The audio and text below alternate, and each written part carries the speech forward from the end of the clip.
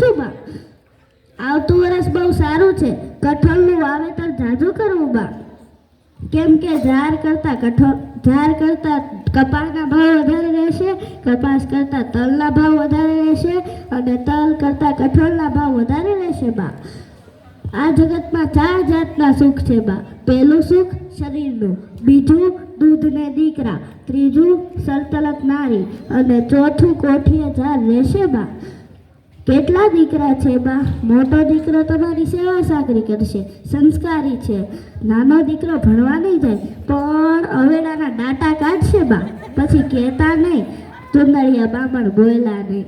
તમારો 9 વર્ષનો દીકરો બીજા 9 વર્ષ જશે એટલે 18 વર્ષનો થશે બા. પછી જ્યાં સુધી લગ્ન નહીં કરો ત્યાં સુધી વાંઢો કહેવાશે બા.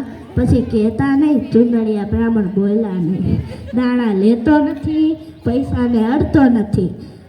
તમે આ ઘરમાં જ્યારથી આવ્યા ત્યારથી રાત દી જોયા વગર કામ કર્યું છે બા, પણ તમને જળ મળતો નથી. તમને પનોતી નડે છે બા. મહિના